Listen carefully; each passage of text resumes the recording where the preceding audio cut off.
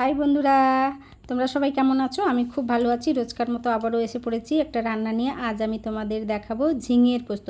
তো বন্ধুরা, এর আগে আমি অবশ্যই ঝিঙের পোস্ত দেখিয়েছি, কিন্তু সেটা আমি গ্যাসে রান্না করিয়ে দেখিয়েছি।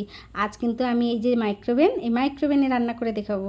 তো চলো, আমি এখানে ঝিঙেগুলো নিয়ে নিয়েছি। দেখেছো আমার ঝিঙেগুলো একদম টাটকা নরম, তো কচি ঝিঙে। তো আমি এগুলোকে এই মাইক্রোওভেন প্রুফ বোলটার মধ্যে নিয়ে নেবো, নিয়ে একটু মশলা নিয়ে মাখিয়ে নেবো।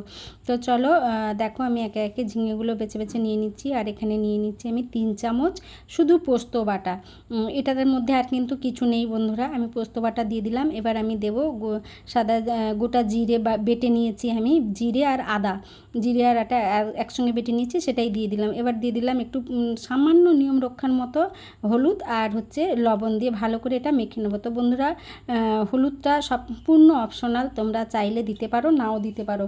আমি কিন্তু হলুদটা খুব বেশি দিইনি, আমার তরকারিটা সাদা সাদাই হবে। আসলে আমরা মনে করি কি হলুদ না দিলে ঠিক ভালো লাগে না, সেই কারণে একটু হলুদটা দেওয়া। তোমরা সম্পূর্ণ স্কিপ করে যেতে পারো, কিংবা কেউ যদি হলুদ তরকারি পছন্দ করো তো অবশ্যই হলুদের পরিমাণটা একটু বাড়িয়ে নেবে। আর দেখো, সবশেষে আমি একটু কাঁচা সরিষার তেল ঘুরিয়ে নিলাম।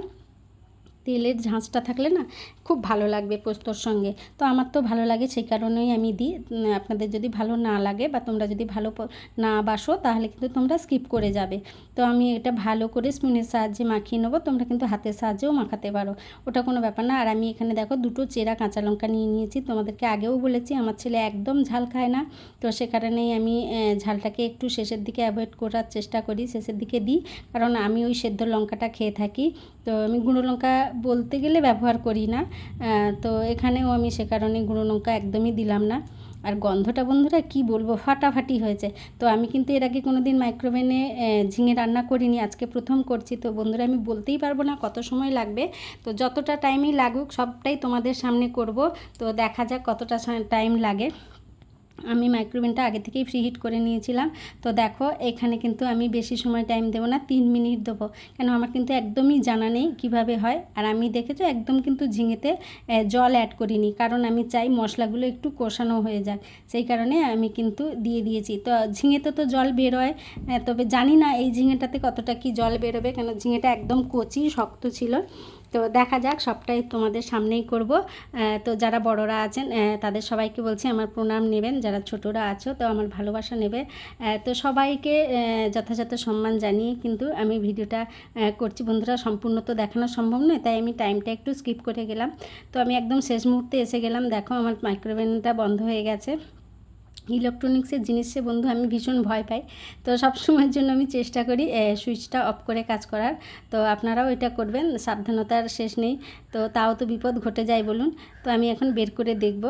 তো দেখো বন্ধুরা, আমার কিন্তু ঝিঙেটাতে একদমই জল বেরোয়নি, আর গন্ধটা না খুব সুন্দর আসছে। পোস্তটা একটু কষানো কষানো হয়ে গেছে, আর ঝিঙেটা কিন্তু সেদ্ধ হয়নি বন্ধুরা, মিথ্যে বলবো না। 3 মিনিটে কিন্তু ঝিঙে একদম সেদ্ধই হয়নি, জাস্ট একটু নরম ভাব ধরেছে। আর দেখো একদম জলটা বেরোয়নি, যেটুকু মশলার জলটা দিয়েছিলাম সেটুকুই। তো এখন কিন্তু বন্ধুরা আমি কিন্তু চিনি অ্যাড করতে ভুলে গেছিলাম।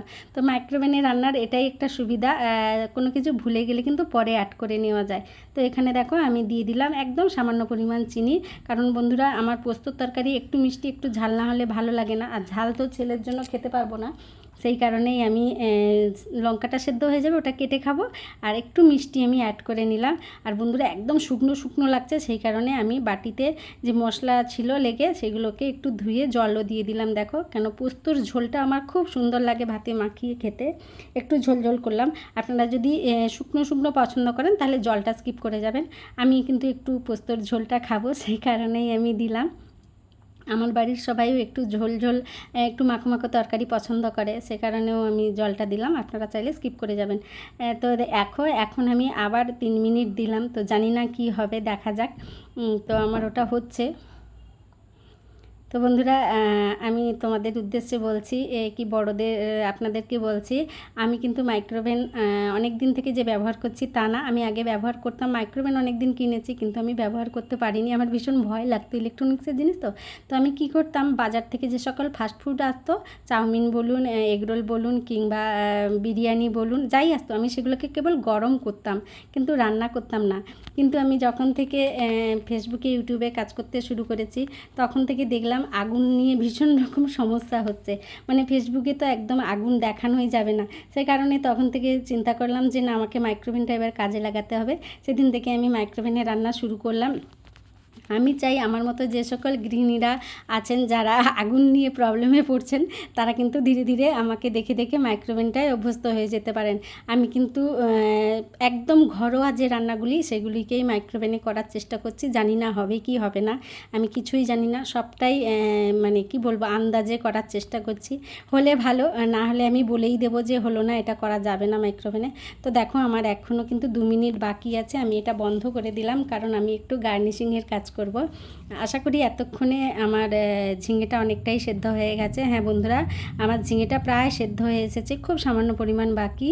আর দেখো আমি কিন্তু একটু গাজর দিয়ে সাজিয়ে দেবো। তোমরা তো সকলেই জানো গাজর তো কাঁচা খাওয়া যায়, তো আমি এখানে শেষের দিকে গাজরটা দেবো। বন্ধুরা, আমার ব্যক্তিগত মত, গাজর একটু শক্ত না থাকলে আমার ভালো লাগে না। গাজর একদম ফুল সেদ্ধ হয়ে গেলে আমি একদম খেতে পারি না।